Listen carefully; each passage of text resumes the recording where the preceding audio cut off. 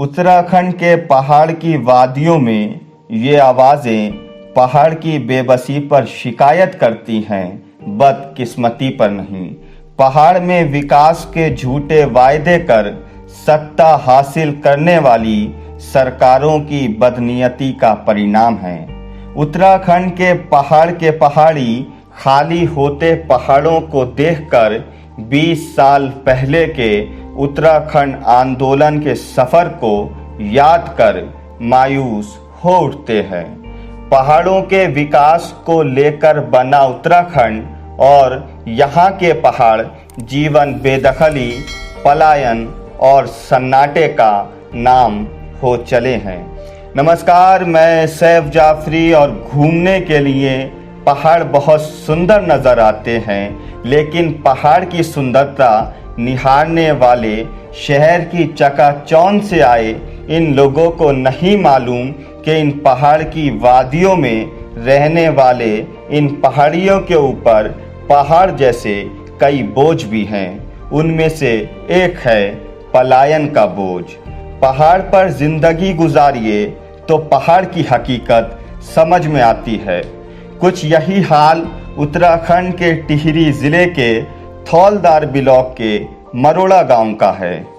कल तक ये गांव गुलजार नजर आता था, लेकिन आज यहाँ रह गए हैं सिर्फ 5 से 6 परिवार।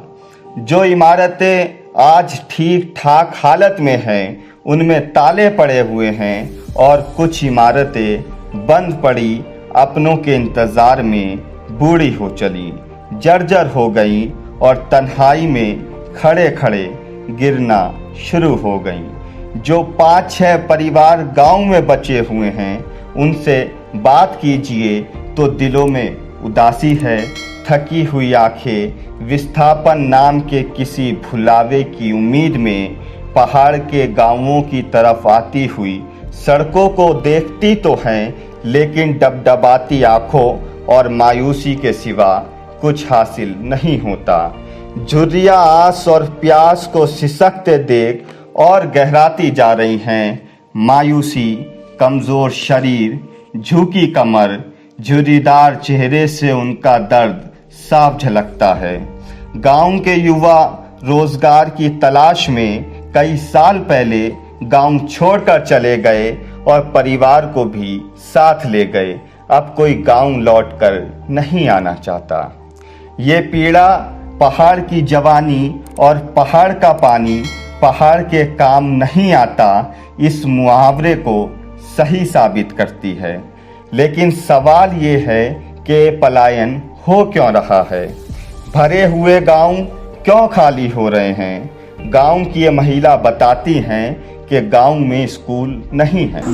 तो स्कूल हो जाता, सबसे बढ़िया तो ये था स्कूल हो जाता।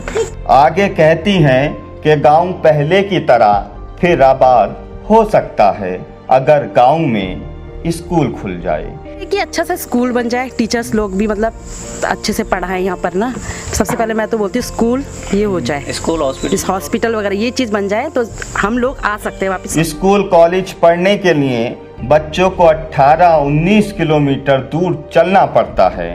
स्कूल कॉलेज तो यही है, चंबा न्यू टेरी 18-19 ऐसी होगा। 18 गांव का नौजवान बताता है, जब गांव का कोई परिवार गांव से पलायन कर जाता है तो ये युवा पहाड़ की बेबसी पर रोता है। लेकिन क्या करे, बच्चों को अच्छी शिक्षा देनी है और गांव में स्कूल है नहीं।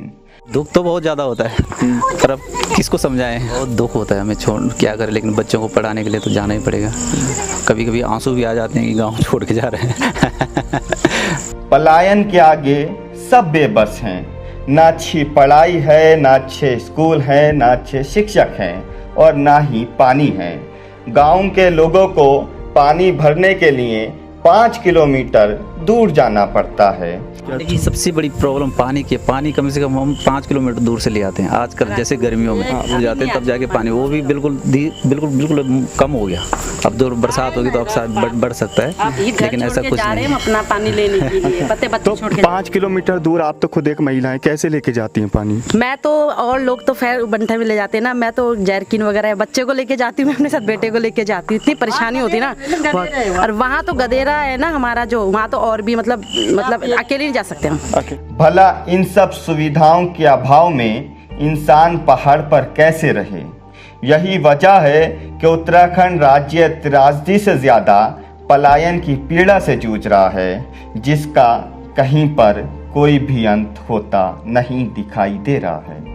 उत्तराखंड में पलायन लगातार अपने पैर पसारता जा रहा है। हालात ये है कि राज्य गठन होने के बाद से लेकर अब तक 2 लाख से भी अधिक घरों में ताला लगा हुआ है। कल तक जो पहाड़ आबाद थे, अब इन पहाड़ों पर वो रौनक नहीं रही जो पहले हुआ करती थी। न अब गाँव में बच्चों की खिलखिलाहट सुनाई देती है जो पहले सुनाई देती थी, और ना ही अब महिलाओं की मंडली दिखाई देती है। पहाड़ के गांव में अब जो दिखाई देता है तो वो है केवल सन्नाटा। अर्थ एवं सांख्यिकी मंत्रालय के आंकड़ों के अनुसार 2011 में 2,80,615 घरों में ताले लगे हुए हैं। हैरत की बात यह है कि 20 साल की उम्र में 8 मुख्यमंत्री और सैकड़ों मंत्री देख चुका उत्तराखंड समय समय पर इन मानियों का पलायन की समस्या पर विलाप तो देखता है, लेकिन इस समस्या का इलाज बिल्कुल नहीं देखता। जो गांव कभी आबाद हुआ करता था, आज उस गांवों में मात्र 3 से 4 परिवार हैं जो आज गांवों में बचे हैं। वही मेरे साथ में उन गांवों के लोग हैं, उनसे आपको बताते हैं क्या वजह रही गांव खाली होने के, जो गांव आज भूतिया गांव बन चुके हैं। मैम क्या लगता है ये गांव क्यों खाली हो गया, 3-4 परिवार रह गए? जी, एक तो यहाँ पे कुछ किसी चीज़ का वो नहीं, एक तो स्कूल नहीं है ना, और एक तो ऐसा है कि सब लोग अब इधर उधर चले गए हैं। मतलब ऐसा कभी पहले तो खैर हुआ नहीं था। पहले तो काफ़ी भरा हुआ गाँव था ये, ऐसा कुछ नहीं था कि खाली है। ये अभी कुछ साल से जब से ये डूब क्षेत्र का वो हो गया ना, विकास हुआ जब से, इसलिए लोग बाहर चले गए। अरे एक तो यहाँ पर एक स्कूल नहीं है, पानी नहीं है, सारी सुविधाएं यहाँ कुछ नहीं है, कुछ भी। अब लगभग कितने लोग बचे हैं गाँव में, कितने परिवार बचे हैं? यहाँ होंगे कम नहीं, मकान तो बहुत हैं। नहीं, परिवार जो रह रहे हैं अभी गाँव में मतलब 5-6 होंगे ज़्यादा से ज़्यादा। और पहले कभी कितने रहा करते थे? हाँ तो यही तो है लोग, मतलब यही जो है लोकल ही है यहाँ के, खाली यहीं पे हैं जो हम लोग हैं। जैसे तो हम तो अब आजकल ही हैं यहाँ पे। अच्छा, आप लॉकडाउन में आए हुए हैं गाँव? लॉकडाउन में आ रखे हम। आप कहाँ रहते हैं? हम यहीं हैं। अच्छा, आप कहाँ रहते हैं? हम वो चंबा रहते हैं। हम भी बच्चों को पढ़ाने के लिए इसी वजह से हम उधर जा रखे हैं। अच्छा यहाँ पे। अच्छा, पहले अभी आपने बताया 3-4 परिवार रह गए हैं, पहले कितने परिवार इस गाँव के अंदर रहते थे? पहले कितने 20-25 मेरे को भी मतलब 13-14 साल हुए ना भी आए हुए। अच्छा, आप 13-14 साल बाद गाँव आई हैं खुद? नहीं मतलब मेरे को शादी को 13 साल हो गए ना, पर हम चंबा ही रहते शुरू से। अच्छा। हम यहाँ बहुत कम छुट्टियों में आते हैं, ऐसा वैसे नहीं आते। अच्छा, क्या वजहें मानती हैं कि जैसे ये पलायन जिससे रुक सके, गाँव फिर से आबाद हो सके? अब इसका तो क्या कह सकते हैं। अब लोगों ने अपना तो मतलब रहने का जो जगह है वो अपने लिए बना दी है लोगों ने। अब जो हम लोग हैं हम तो आ सकते हैं, अब जिन्होंने सेट हो गए हैं जो, तो उनका तो मुश्किल है इधर आना। तो स्कूल हो जाता, सबसे बढ़िया तो ये था, स्कूल हो जाता तो कुछ गांव होने चाहिए, फिर से आबाद नहीं होने चाहिए हमारे। लेकिन आप तो गाँव छोड़कर चली गई। नहीं, हमने छोड़ा थोड़ी ना, बिल्कुल छोड़ा थोड़ी ना। हमारा तो रहना खाना पीना सब यही है, हमारा घर यही है। अच्छा। हमारी सास यही है, सबसे जो हमसे बड़ी है वो सब यही है ना। हम लोग तो खाली बच्चों को पढ़ाने की वजह से जा रखे हैं और कुछ नहीं। अच्छा, क्या समझते हैं सरकार से गांवों का विकास होगा, गांव के अंदर ये सुविधाएं होनी चाहिए तो फिर पलायन रुक सकता है? हाँ, हो सकता है रुक जाए। क्या सुविधाएं होनी चाहिए? सुविधाएं यही है, स्कूल हो जाए सबसे पहले तो। सबसे पहले अच्छा स्कूल हो जाए जिससे हम अपने बच्चों को अच्छी शिक्षा दे सके ना। एक तो स्कूल नहीं है, टीचर्स नहीं है, कुछ नहीं। आजकल भी देखोगे आप तो बिल्कुल वो बंद हो रखा है। अच्छा, अस्पताल कितना दूर है यहाँ से? अस्पताल तो नजदीकी है, इधर 22 किलोमीटर दूर। अस्पताल 22 किलोमीटर? 20-22 ना। हाँ, और स्कूल कॉलेज? स्कूल कॉलेज तो यही है, चंबा न्यू टेरी ऐसी है। फिर भी कितना किलोमीटर रहता है यहाँ से? इतना ही होगा ना, 20-22 नहीं, इतना नहीं है, 18-19 ऐसी होगा। 18-19 किलोमीटर दूर पढ़ने के लिए। चले, क्या वजहें समझते हैं पलायन की? जो पलायन हुआ है, बड़ी तादाद में गांव खाली होते गए।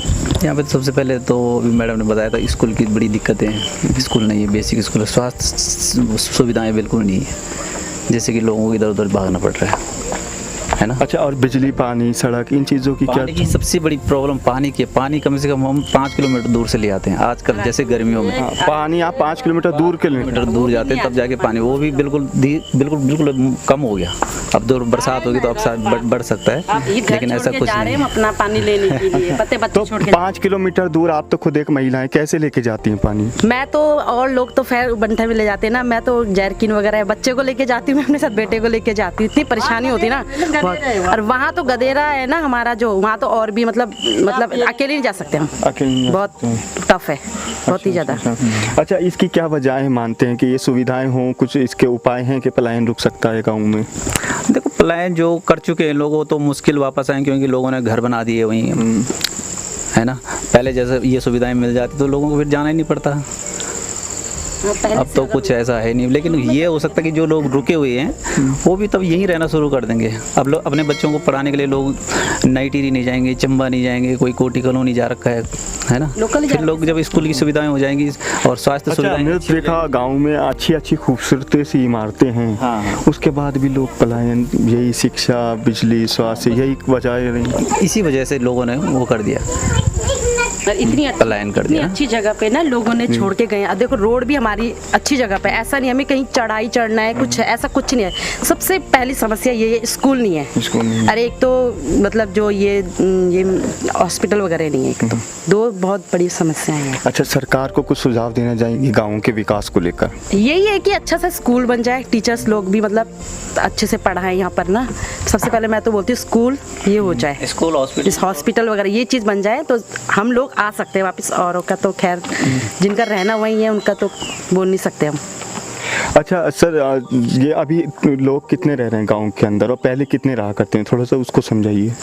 पहले तो यहाँ पे पूरा गांव भरा हुआ था, कम से कम 20-22 परिवार रहते थे, लेकिन अब 5-7 परिवार के आसपास ही हैं। वो भी लोग इधर उधर चले गए। और घर पे मतलब ये आप यहीं रहते हैं गांव में? जो बुजुर्ग लोग हैं वही घर में है। अच्छा, आप गांव में हैं? जब गांव में ही आप नहीं गए पलायन करने? नहीं, पलायन कर रखा है हमने भी। अच्छा, आप कहाँ रहते हैं? चंबा में रहते हैं। अच्छा, आप चंबा में रहते हैं? रेंट में भी क्या करना, फिर बच्चों को पढ़ाना ही है ना। अच्छा, एक बात बताएं, जैसे आपका घर बिल्कुल गांव के किनारे है, इधर सड़क है, गांव को छोड़कर कोई जाता है पलायन करते हुए, मन को दुख नहीं होता कि ये गांव छोड़कर जा रहा है? नहीं, ये यही रहना चाहिए था। दुख तो बहुत ज़्यादा होता है, पर अब किसको समझाएं। लोग हर अपनी वो देखता है, जहाँ जिसको सुविधा मिले वहीं को भागता है। आप जाते हैं गांव से जब शहर की तरफ, जब आपका छुट्टियां बीत जाती है, तब नहीं लगता है मन में कि हमारी माटी है, हमारी मिट्टी है, हमको यहीं अभी रहना चाहिए? नहीं, बहुत दुख होता है, हमें छोड़ क्या करें, लेकिन बच्चों को पढ़ाने के लिए तो जाना ही पड़ेगा। कभी कभी आंसू भी आ जाते हैं कि गांव छोड़ के जा रहे हैं पर फिर भी बच्चे। पहले के समय की बात करें तो तब से लेकर उत्तराखंड में तो बहुत बदलाव हैं। पहले कह सकते हैं बिजली नहीं था, पानी नहीं था, सड़क नहीं था, काफ़ी हद तक ये बेहतर हुआ है, इस फील्ड में काम हुआ है। उसके बाद भी पलायन है। उसके बाद यहाँ पे तो वही है कि हॉस्पिटल नहीं है, सबसे पहली बात है, स्कूल नहीं है। ज़्यादा लोग इसी चक्कर में इधर उधर जा रहे हैं कि स्कूल नहीं है, हॉस्पिटल नहीं है। बिजली पानी तो चलो हो ही रहा है, लेकिन तो पानी की बड़ी संकट है, पानी भी यहाँ पे है नहीं बिल्कुल। तो अभी आप कब तक हैं गाँव में? जब तक लॉकडाउन है? जैसे लॉकडाउन खुलेगा स्कूल खोलेंगे बच्चों के, वैसे हम भी लॉकडाउन के बाद आप भी शहर। यस, चलिए, बहुत शुक्रिया आप दोनों का हमसे बात करने के लिए। ये गांव मैंने आपको दिखाया, खाली इमारतें जो गांव से आज भी आते जाते लोगों से सवाल करती हैं और एक हसरत भरी निगाहों से इस गांवों से जाते हुए लोगों को देखती हैं। और ये पलायन आज उत्तराखंड के लिए एक बड़ी समस्या बन चुका है। ज़रूरत है इस पलायन के लिए, रिवर्स पलायन की, कि जो लोग शहर गए हैं गांव को छोड़कर सुविधाओं के अभाव में, चाहे बात शिक्षा की हो, चाहे बात स्वास्थ्य की हो, चाहे बात सड़कों की हो या फिर बिजली और पानी की हो, यदि सरकार ये चीज़ें करती हैं तो गांव वालों का भी साफ तौर से कहना है कि वो फिर से अपने गांव आने के लिए तैयार हैं। आपको यदि हमारा ये वीडियो पसंद आया है तो हमारे चैनल को सब्सक्राइब कर लें, और यदि फेसबुक पर आप हमारी इस वीडियो को देख रहे हैं तो हमारे फेसबुक पेज को लाइक करें। फ़िलहाल मुझे दीजिए इजाज़त। नमस्कार।